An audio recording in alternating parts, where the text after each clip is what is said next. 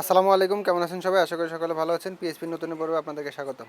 তো গত পর্বে আমরা কম্প্যারিজন অপারেটর দেখেছিলাম, যেটা খুবই গুরুত্বপূর্ণ। আজকে আমরা যে দেখব হচ্ছে ইনক্রিমেন্ট এবং ডিক্রিমেন্ট অপারেটরস। তো ইনক্রিমেন্ট এবং ডিক্রিমেন্ট অপারেটরসগুলো কী কী?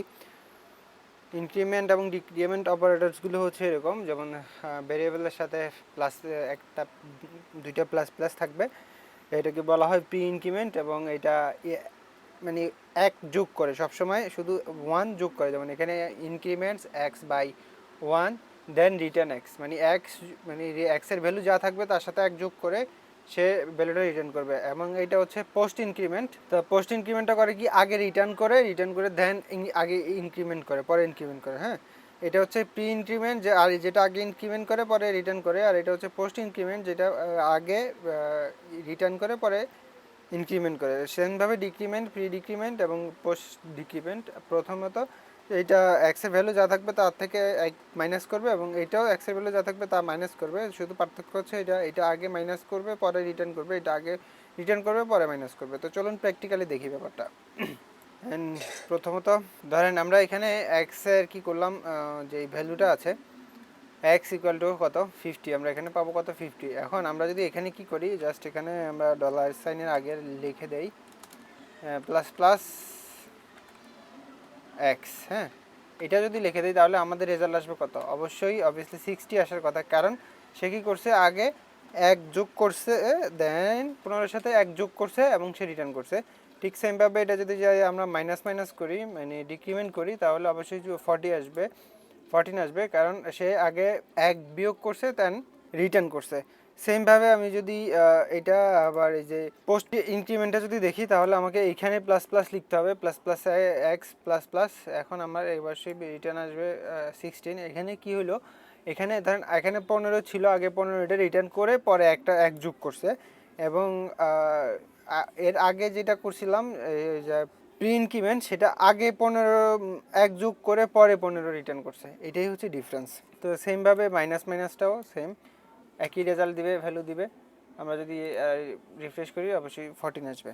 অ্যান্ড এরপরে যেই অপারেটার্স আছে সেটা হচ্ছে স্ট্রিং অপারেটার্স। তো স্ট্রিং অপারেটার্স কোনগুলো আমরা একটু দেখি। এগুলো হচ্ছে স্ট্রিং অপারেটার্স। এই স্ট্রিং অপারেটার্স হচ্ছে দুইটা, একটা হচ্ছে কনকারেন্টেশন অ্যান্ড একটা হচ্ছে কনকারেন্টেশন এবং অ্যাসাইনমেন্ট। হ্যাঁ, এটা হচ্ছে শুধু দুইটার মধ্যে যোগ করবে, এবং এটা হচ্ছে যোগ করবে সাথে ওইটারও সমানে দিবে, ওই যেমনটা হচ্ছে আমরা দেখেছিলাম অ্যাসাইনমেন্ট অপারেটরসের মধ্যে, এটাও এরকম। তো দেখি, চলুন আমরা এখানে আরেকটা ভ্যালু নেই, যেমন y ইকুয়াল টু 5। এখন আমরা কি করব, ইকো করব কাকে, ধরেন x এবং y। তো এটারে x ডট আমি যদি y দেই, তাহলে আমার এই বিষয়টা হয়ে যাবে, কত হবে 155 হলো, কারণ এটা কি করলো, ইকুয়েশন করলো। এটারে অবশ্যই আমাদেরকে টেক্স নিতে হবে, টেক্স নিলে আমরা বুঝতে পারবো। যেমন ধরেন আমি এখানে নেই হচ্ছে HELL হ্যালো, অ্যান্ড এখানে নিব হচ্ছে WRLD হ্যালো ওয়ার্ল্ড। হ্যাঁ, এখন আমি যদি রিফ্রেশ করি, তখন দেখেন এখানে হ্যালো ওয়ার্ড আসছে, লেখাটা স্পেস দিলে আমি স্পেসটা পাবেন। এই হ্যালো ওয়ার্ড লেখাটা আসলো, মানে দুইটা ভ্যারিয়েবল সে যোগ করে দিল। এটা হচ্ছে কনক্যাটেনেশনের কাজ হচ্ছে এটা, এবং এইটা শুধু স্ট্রিংয়ের ক্ষেত্রেই কাজ করে প্রপারলি, আর নাম্বারের ক্ষেত্রে না করে বেটার, কারণ নাম্বারের ক্ষেত্রে এটা করে পারফেক্ট ইকুয়েশন কখনোই পাবেন না। এটার জন্য অ্যারিথমেটিক অপারেটরস ব্যবহার করুন সবসময় নাম্বারের জন্য। অ্যান্ড এরপরে আছে হচ্ছে কনক্যাটেনেশনটা করি, যেমন ইকুয়েশন অ্যান্ড কনক্যাটেনেশন যদি করি, আমি এখানে একটা ইকুয়াল চিহ্ন দিয়ে দিই, তাহলে দেখেন কি আসে। আমি যদি এখানে ইকুয়াল চিহ্ন দিয়ে রিফ্রেশ করি, তাহলে কি করলো, যেমন প্রথমে এক্স এর ভ্যালুটা সেটা নিল এবং ওয়াই ভ্যালুটা যোগ করলো, মানে দুটারে সমানে যোগ করে দিল। এটাই হচ্ছে ইকুয়েশনের কাজ। প্রথমে এক্স এর ভ্যালুটা নিয়ে এবং এক্স এবং ওয়াই একসাথে প্রিন্ট করে দিছে, ঠিক আছে।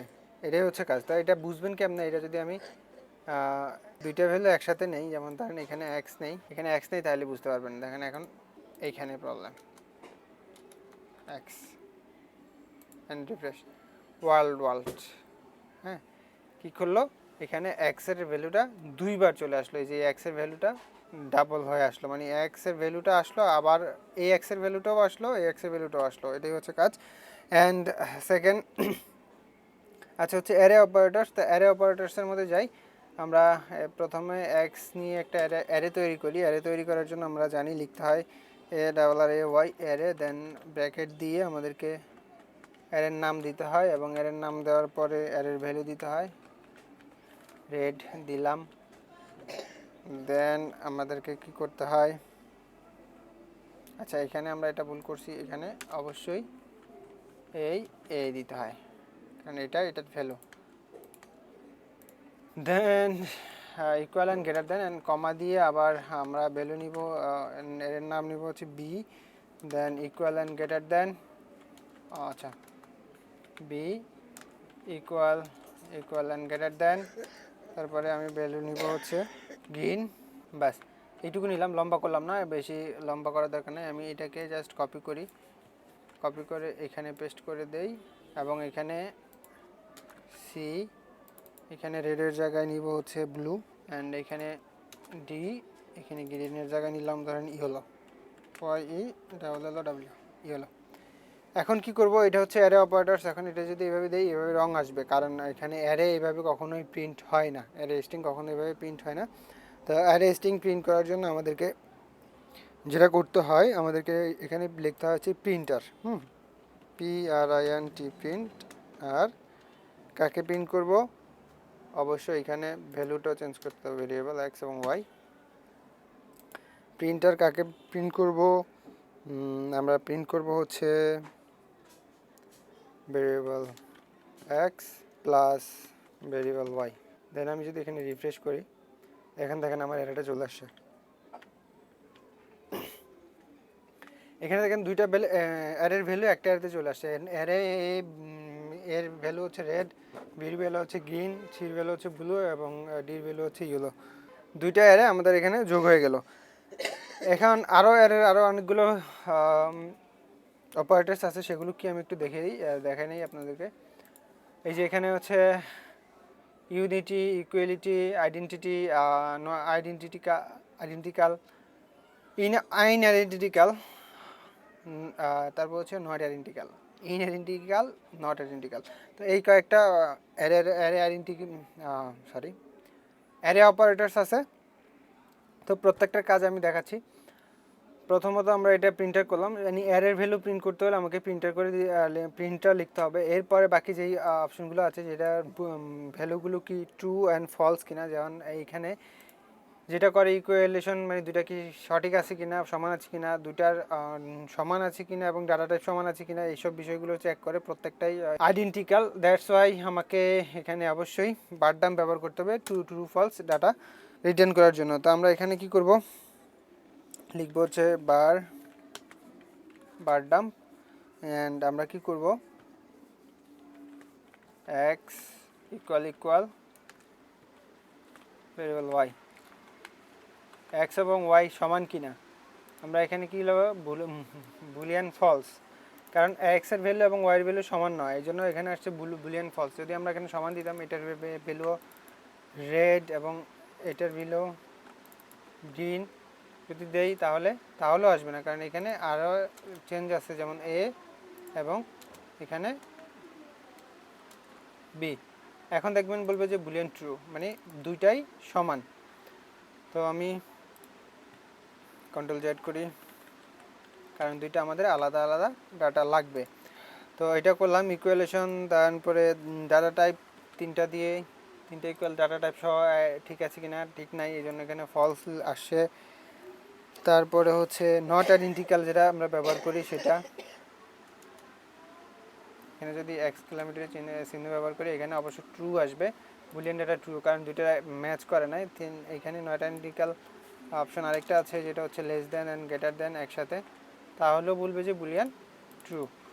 অ্যান্ড আরেকটা আছে হচ্ছে নট আইডেন্টিক্যাল, যেটা হচ্ছে এইরকম exclamatory with double equal, and এটা বলবে অবশ্যই ট্রু, কারণ এইটার মধ্যে দুইটা ডাটার একটা ডাটাও ঠিক নাই।